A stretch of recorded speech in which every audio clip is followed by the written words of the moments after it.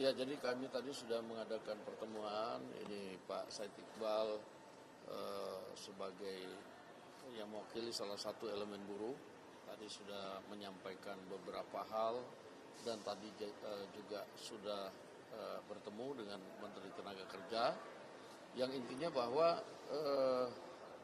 sesuai dengan keputusan MK, bahwa kami dari DPR menyatakan bahwa memang PP 51 itu sudah tidak berlaku.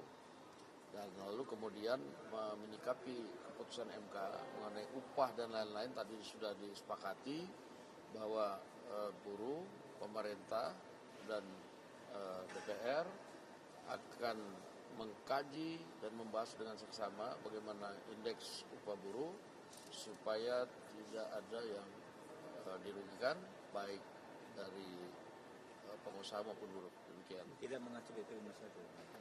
Tidak mengacu PP 51. Dan karena PP 51 sudah tidak berlaku, sistem pengupahan dan lain akan dibicarakan bersama-sama, demikian. Karena kan tenggatnya kan paling lama dalam 2 tahun setelah putusan yang dibacakan MK, jadi akan bagaimana tindak lanjut agar ini bisa cepat proses ya begitu?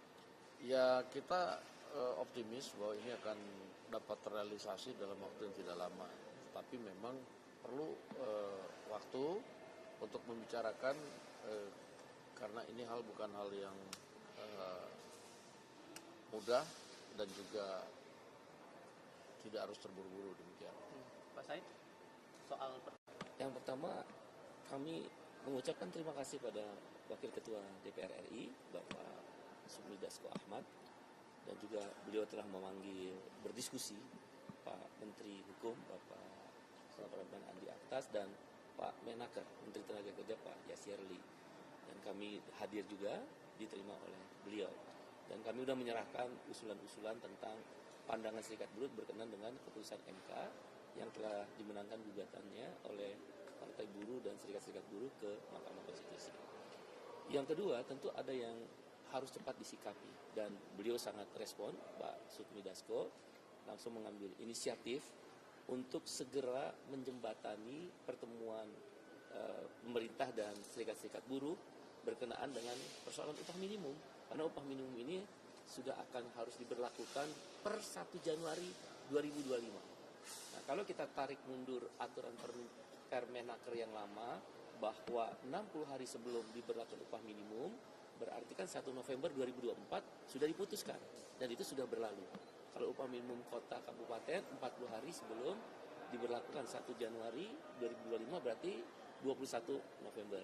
Dengan demikian masalah perlu dikeluarkannya atau diumumkannya secara resmi tentang peraturan Menteri Tenaga Kerja sebagai mengisi kekosongan hukum terkait dengan keputusan MK perihal upah minimum itu tidak harus 21 November sepanjang disepakati oleh para pihak. Kami Serikat Buruh setuju dengan saran Pak Sukmi Dasko untuk membahas lebih hati-hati, lebih detail, lebih penuh keseimbangan antara kepentingan pengusaha dan buruh sesuai arahan beliau tadi. Kami setuju. Oleh karena itu, kami bersepakat tidak harus 21 November kebijakan upah minimum dalam bentuk peraturan Menteri Tenaga Kerja dikeluarkan. Bisa saja akhir Desember menjelang 1 hari pemberlakuan. Boleh. Ini kan post major, di mana keputusan MK dikeluarkan ketika proses perundingan upah sedang dijalankan. Sehingga itu sesuatu, apa sih kalau istilah, apa sih yang nggak mungkin kita cari penyelesaiannya? Nah, beliau pesan itu. Kami bersepakat pada Pak Sukmi Dasko, Wakil Ketua DPR. Oleh karena itu, yang terkait dengan kenaikan upah ini, satu yang paling penting, tidak harus tanggal 21 November Permenaker berlaku. Tidak harus 7 November ini dikeluarkan Permenaker. Tentang hal-hal lain bagaimana hukumnya nanti Pak Menteri Hukum sudah diperintahkan oleh Pak Sukmi Dasko nanti akan menjelaskan atau akan mengeluarkan peraturannya. Yang kedua, ada 5 poin yang menjadi dasar usulan Serikat Buruh yang diterima oleh Pak Sukmi Dasko. Saya ingin mengutip apa yang beliau tadi sampaikan bahwa pemerintah dan DPR menyatakan sesuai keputusan MK tidak lagi memberlakukan peraturan pemerintah nomor 51 tahun 2023. Mudah-mudahan buruh di seluruh Indonesia mendengar ini. Mohon tenang. mohon sabar. Melalui Pak Sufmi Dasko, Wakil Ketua DPR, sudah menyatakan tadi kita dengar sama-sama, peraturan pemerintah nomor 51 tahun 2003 tidak lagi berlaku, khususnya dalam penetapan upah minimum tahun 2025. Tadi, dengan demikian, kita akan menyatakan, satu, tentang batas atas dan batas bawah upah minimum tidak ada lagi, karena itu termaktub di PP nomor 51. Nomor 2, bagi daerah yang konsumsi rata-ratanya di bawah upah minimum yang sudah berlaku, maka hanya menghitung kenaikan upah indeks tertentu atau alfa dikalikan pertumbuhan ekonomi tanpa inflasi juga tidak berlaku, karena itu kan di PP nomor 51. Itu kan bagi kawan-kawan di seluruh Indonesia buruh itu yang paling dikhawatirkan. Ini Pak Sufmi Dasko mewakili lembaga DPR RI sebagai Wakil Ketua DPR dan juga sudah berbicara dengan pemerintah setidaknya dengan 2 menteri, mohon sabar dan tenang. Jadi PP nomor 51 tahun 2023 tentang kenaikan upah minimum tidak lagi diberlakukan, tidak ada lagi batas atas batas bawah, dan tidak ada lagi pasal 26A PP nomor 51 2023 yang menyatakan kenaikan upah hanya alfa dikalikan pertumbuhan ekonomi. Kalau dia konsumsi rata-ratanya di bawah upah minimum sudah ada. Itu mohon tenang. Nah, baru yang terakhir yang sedang didiskusikan adalah indeks tertentunya.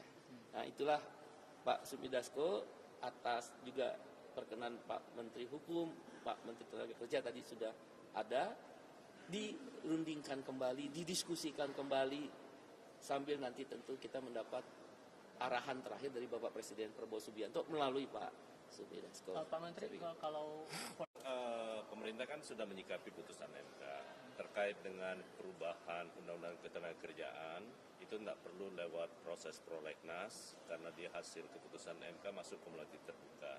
Nah, karena itu secepatnya kami akan berkoordinasi dengan Menteri Ketenagakerjaan. Yang lain-lainnya termasuk yang paling penting disikapi sekarang kan soal pengupahan. Nah, tadi kami sudah bersepakat dengan teman-teman buruh dan Menteri Tenaga untuk sesegera mungkin mempersiapkan terkait dengan Permenakernya, walaupun tidak perlu terburu-buru seperti yang disampaikan oleh Pak Ketua tadi. Termasuk indikator-indikator tambahan ya, itu ya? Ya. Terima kasih ya. Oke. Ini nelayan UMKM juga juga. UMKM itu tanggapannya gimana? Ya, kalau dari sisi DPR sebagai wakil rakyat, ya tentunya itu memang terobosan yang ditunggu-tunggu dan bermanfaat bagi para pelaku usaha yang kemarin itu kemudian diberikan keringanan oleh pemerintah. Demikian. Tapi untuk target yang diharapkan sebetulnya yang akan dipantau oleh DPR lewat keringanan ini kepada UMKM ini, apa yang diharapkan sebetulnya? Ya, tentunya kalau saya bicara dengan pemerintah bahwa kalau ini kemudian karena satu dan lain hal itu kan sebenarnya utang-utang daripada UMKM dan pelaku usaha yang diringankan itu sebenarnya karena kebanyakan force major.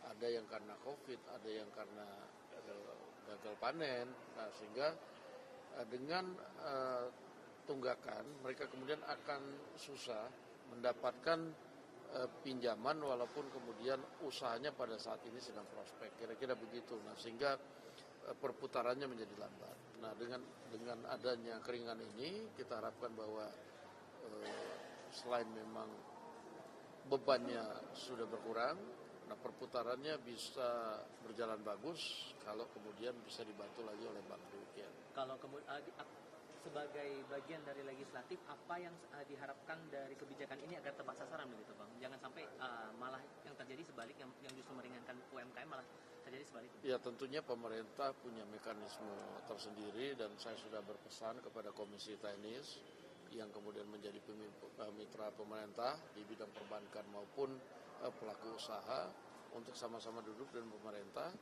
dalam merumuskan hal-hal yang tadi supaya tidak terjadi dan dalam pengawasannya supaya lebih diperketat demikian.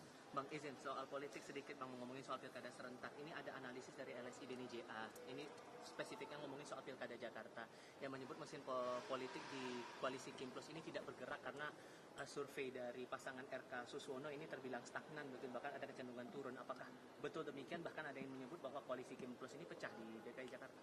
Jadi itu banyak analisa-analisa mendekati hari H, itu biasa, dinamika politik terjadi, tapi nanti lihat aja siapa yang menang, demikian. Tapi sejauh ini Kim Plus tidak hanya Jakarta dan daerah lain solid dalam kondisi. Nah, saya monitor masih solid, tapi memang kita punya cara yang lain karena memang Kim Plus ini besar. Ada juga pertimbangan-pertimbangan kalau kita, nah ini pergerakan-pergerakan yang efisien dan lain-lain, itu juga menjadi pertimbangan kita merumuskan kegiatan yang tepat sasaran. Nah, tentunya kita tidak bisa buka di sini, tapi nanti dilihat saja di mana daerah-daerah yang katanya turun-turun, siapa yang menang nanti. Demikian. Oke. Thank you banget, Pak. Kita yang Thank you.